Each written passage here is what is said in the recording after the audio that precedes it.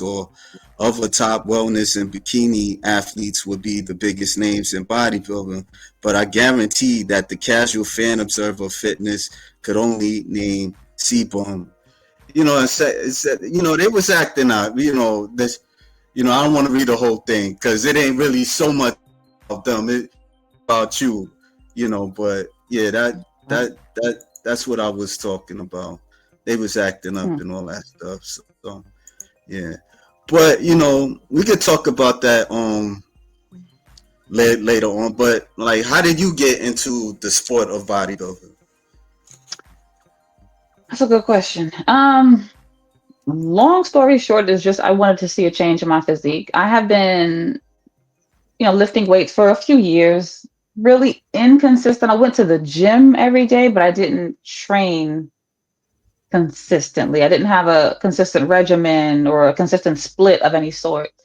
And then I started watching YouTube, especially during the pandemic, started watching a lot of YouTube. And I came across a lot of Fitspos. I hope they're not offended by that name, but Fitspos, fitness influencers. I came across a lot of those ladies. And I thought that they looked good. Some of them built muscle and they, would show their workouts, but I feel like I wanted more. And I came across John Meadows' Mountain Dog YouTube channel. And the way he explained training, and he had some really muscular ladies on there. And I just kind of was in awe at how much muscle these ladies were building, how he was super scientific about the body mechanics and the way you moved and some of his tips. And as I continued to watch, I didn't really want to start getting into bodybuilding until I learned that there was natural bodybuilding. Like I was following like Ariel Kadir and like Misty Truscott and some of the, enhanced athletes, Andrea Shaw, of course. But until I learned that there was natural bodybuilding, then I was like, oh, wow. So you can do this, not have to take steroids and potentially completely reshape yourself. And I also wasn't doing the best with nutrition. I would lift heavily, but nutrition was not consistent with me. I've been on every diet you could think of. And so I was coming to my mid 30s and I was like, you know what? Just do it. Just find a coach and do it. And so I went on Instagram, found a coach who was also an OCB judge. So I had a lot of experience with the federation and just decided to do it. This was 2 years ago. 2 years ago. Wow.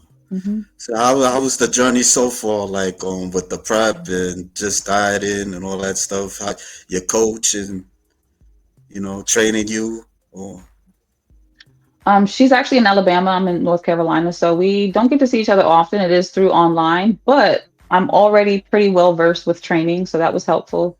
I love every second of it. People ask me all the time, why do you do this? At first, I didn't know why. Honestly, I don't know why I love it, but I think it's because it's a new challenge. It's changed the way I look at food, the way I think of nutrition,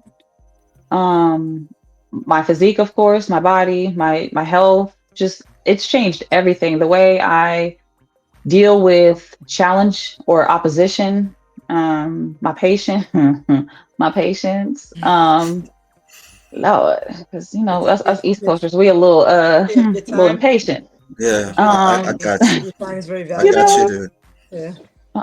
so it's changed just the way I look at a lot of different things. And I'm so grateful for the experience. My coach is excellent. She's also a figure pro. She's been in OCB for years. She was also a judge, well, still is also a judge. And so I get a lot of just mentorship from her. The whole staff, to get fit, the whole team.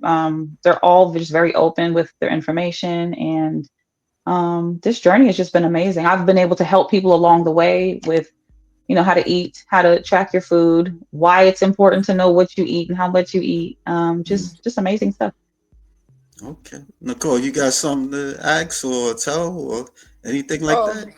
yeah. I was saying that I really do love the online coaching. It's super convenient because my coach actually is actually from the UK. And so she's like in a whole nother country, and she came to the United States to see me compete. in my show last year. Yeah. So like I say online coaching is like I think that's like the way it's easier. I think it's better if you like you said you know how to train. You're already well versed, so you don't need somebody to just really babysit you every step of the way. So, Yep. but yeah, I love the online training too. Like I've been with her for 5 years, and it's like I don't ever want to lose her ever. Like she's really good. She helps me with nutrition. She helps me like even like she helped me with like because no food can get very emotional too. So she helped me. She helped me to have a healthier relationship with food because I had a very Mhm. unhealthy relationship with food for a while. So, like I said, same thing. I started seeing food differently. Life is just different. Like my time is very very valuable because I train at like 4:15, 4:30ish in the morning. Mm. My time is very valuable. So that's another thing too. Like when as a bodybuilder, your time is like it's like you don't have time. Like I really don't have time. I gotta train. I still got life to live. You know, you got a family. I got work. So your time just becomes very valuable. So Mm. it's You supposed say no a lot. to You find that you say no a lot. No, I can't. No, I can't. Mhm. I love that you said that. Every second, I just had to say no to someone's Hall of Fame for their. She's graduated from Dillard University. I can't. I have an event here. I have an event here. I have to Mm. live in between some time. Your Yeah. time is so valuable because you have to check all the boxes and fit everything in. Like Mhm. my Sundays, I'm 6 hours of like meal prep for the Yep. whole week. Every single thing that I'm eating is prep. Mhm. Mm. Is it hard? I mean, like, is it hard for you to deal with friends? Because I know sometimes, well, not sometimes. A lot of times, I hear the stories about how friends kind of they get jealous or feel a certain, you know, um, when someone does bodybuilding, So, what's your experience on that? I would say the crazy thing is now that we're in North Carolina, we don't really have friends here close by. Everyone Yeah. is far away anyway. Mhm. But for the most part, because of that, there's not a lot of events that we miss because we're so far away. Mhm. Um, when we do have to miss events, they do understand. And as far as jealousy, no, I would say that they're very supportive. They're very inspired, especially by how my husband looks. My husband was probably 260, 275. Mm. He's now, his prep weight, like his stage weight was like 160 something. Wow. So they see us and they're like, wow, you all did a whole 180 and you went from here to here and now you look insane. We see you prepping on Instagram. We see you doing well, just healthy, living great lives. So for that, they are definitely inspired by. We really don't feel the jealousy. What I would say is there are some things they don't understand as far as how we're so consistent and why we eat the exact same things. Are you done with your diet yet? Can you eat what you want to now? So we get more of those kind of questions, like not realizing that this is forever, like a lifestyle, not just I'm eating like this sometimes and here. I mean, can you come out with us, or are you just on your are you still on your little diet? Like, nah, this is not a diet. I eat Yeah. like this. So Yeah. it's sometimes hard to explain and for them to understand because, especially depending on demographic, the way we grew up eating is just not the way we eat now. Not Yeah. in our household. The food that we eat, the way that we eat, it's just not familiar to them. Mhm. Yeah, it's different because like just trying to understand the sport, it's like another language, like learning Chinese or something like that. And then certain things, certain terms like muscle bellies and all this other stuff. And I remember like what somebody had told me about diuretics, and I didn't know what it was. And I think at the time I was interviewing a lot of people, but I didn't even know what that was. And so they was kind of like explaining that to me. So I mean, what I'm getting at is it's a different world for people to kind of understand, and just even like it's a lot. It's a lot to take in, and just to just kind of fathom like how disciplined you guys can be. So that, you know, because I work out I work out, but not like not at child level, you know. So yeah, I had a fitness trainer not too long ago, but it ain't work out. And like that, like what I do like meditation exercises and stuff like that, and you know, people not really into that. So that's another story to it. Yeah, but we got all the raised George Page. How you doing, man? Hey, George. Hey, George. Yeah, yeah. So what was it like in front of everybody, like on stage, the very first time you was competing? I told my coach, like, I have no idea why it felt right, but like when I walked on stage, like I wasn't nervous at all. Because for me, the fun was the prep, was the lead up to the show. So once I got to the show and I walked out there, it was just like I was supposed to be there. I don't know. It's so hard to explain.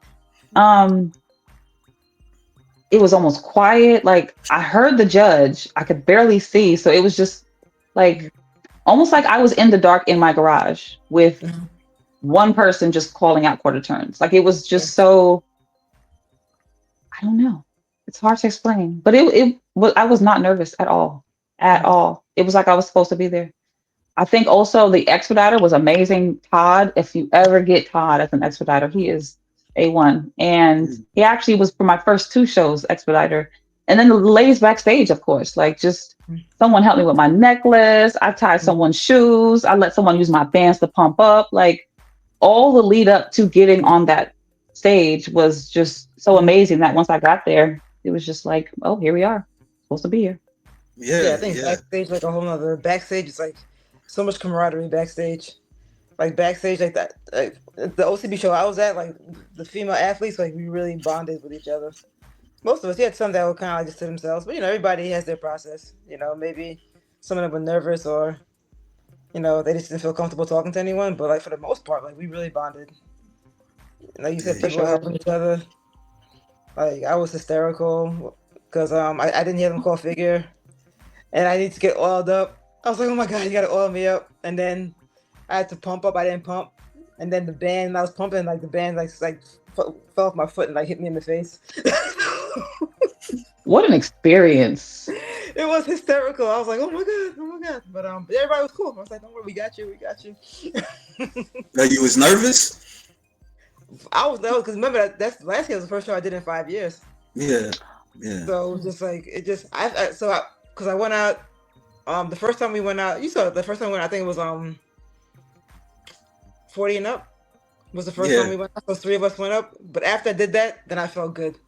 So I was a little, you know, I think because it was, I didn't hear them call figure, so I was like rushing.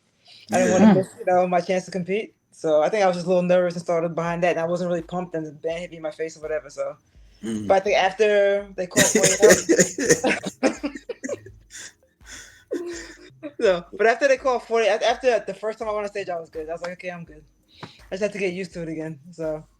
Yeah. What was the stage like for you, Mina? Like with the competitors, were they like three competitors at the same time on stage?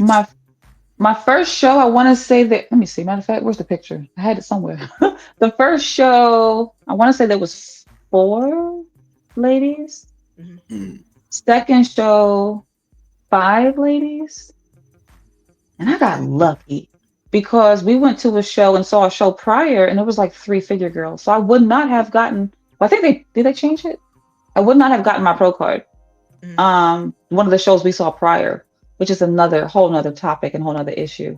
But 4 the first show, 5 the second show, and then I won my pro card in 35 and up first show, open the second show. Okay. Yes. So George says the diet is the big part of the process. Yeah. Just kind of like being disciplined and cutting certain foods and stuff. You got any I think you said like oatmeal is your favorite food. Like, wow. We gotta talk about that. Like, you don't like what that just oatmeal? So Mhm. I think he asked me, George was like, so what was your first meal you wanted after the show? And for me, like, Yeah. I just love a big ass bowl of oats. Like, I could just eat a big bowl of oats or a big bowl of grits. Like, Are you you don't even have to serious? chew. You could just like, just stuff with it. Yes, yes. I eat oats every day for lunch. Oats, blueberries, peanut protein powder. Yes, but You don't it's mix just it up. comforting. You don't mix it up. Like, they got the flavored. Well, I don't know if that's good or not, but they got the like the flavor like strawberry or I all just these do different plain oats. flavors. Yeah. Plain After a oats, but I while, I do get mix tired of protein that. powder in it. I Yeah. don't, and that's the thing. If anyone is out there listening, I can't tell how many people are in here, but if you want to be consistent, find things that you love. Yeah. And then you won't necessarily get too tired of it. I mean, I change up the type of protein powder, but Yeah. nonetheless, it is oats every single day with blueberries every single day. I just change up the protein flavor. So yeah, I'm getting different flavors every day, but it's the same thing. And another thing is my body loves everything that I eat. I digest so well. I'm always moving. My body is Mhm. appreciating everything that I'm putting in it. So once you're able to feel that coming from maybe not eating so clean and kind of having digestive issues into having like really amazing digestion, it kind of changes the way that you look at the food for real. Yeah. Yeah. I mean, like if I do eat oatmeal, like it'd be like once or twice. Like after a while, I just get tired of eating that. Done. So yeah, Hey, I mean, like, oatmeal every day. yeah. Like my first two meals has oatmeal in it. Like Listen, breakfast, right? breakfast. But I used to just I used to like to make the oatmeal, and when I used to put the blueberries in it. But I was noticing that like the blueberries they spoil so quickly. So I started Mm. buying them frozen. So now I buy the frozen blueberries. I mix frozen blueberries, oatmeal, and protein powder, and some peanut butter. That's Mm. breakfast. Water, a little water, and Yeah. I blend it, and that's breakfast. I drink it. I love it every morning. Well, at least you're being creative. I Yeah. mean, but just me just eating plain oatmeal, like something gotta give. Something gotta give. I gotta be creative or something like that. Yeah. So yeah, so I get it. Yeah. The fact that we eat So the same thing is hilarious. I, It's I love it. bodybuilding food, It is. yeah, whole food. Yep. Digest yeah. easily. It feels good. I don't know. Just like it's like you just feel good after you eat it. Yep. So I'm gonna take y'all word for it. Like, because I mean, like, I mean, I'm not gonna lie. My eating habits. I could get addicted to sugar at times. Like, Mm. my thing is, like with ice cream, like I get like the fruit balls and stuff. That's my like, Oh. mhm. yeah, I get that. Like the like in the fridge, and yeah, I'll eat like 5 like fruit balls in one night. I'm telling you, because I don't know. I guess it's the sugar, and so and then it's cool, and and it tastes good, and I just be going at it and at it until like nearly the box is finished, because like they got this mango type flavor, and Mm. I just be destroying it. And the watermelon, forget about it. Like if it's really hot, Yeah. I'm gonna destroy that whole box, and I'm Oh gonna get no. another one and do be like the same thing to a point where you gotta switch up on the flavors and stuff. Sometimes I'll get coconut and stuff. Yeah, that can be a real addictive to me, because I guess because of the sugar. They do got like no sugar added, and it's still, and the funny part is it's the same thing. So that's crazy. Yeah. It sounds like you need a creamy. Nicole, do you have a creamy? What's that? A ninja creamy? Yeah, my son for my birthday last year. My son bought me What is that? the blender, Ninja cream? the blender. Oh, Yes. okay. Oh, okay. Yeah, the Ninja It blender. allows you to like freeze. You can do fruit too. You can do your own. You could buy frozen fruit and make your own. Like Yeah. Kind of what you're making. It's not going to be in a bar, but it's going to be at least like a sherbet of some sort. No, I don't make it. It's from the supermarket. No, with the Ninja Creamy, you could make your own. You can Okay. buy your own frozen fruit, and then you can make your own like sherbet. But creamies is the best way to get in protein. When I thought it was, I'm not gonna lie, I thought it was dumb. I was like, why would you buy one appliance for one thing? And the moment we bought it, we used it every day for like last year. So it is absolutely worth It's it. called a Ninja Cream. Okay. Ninja Creamy. Okay. I'm gonna check that out. Prep, it's the best prep pack. All you really need is you can use a premixed protein or you can do protein powder and almond milk with minimal ingredients on prep and make ice cream every single day. Oh, thank you.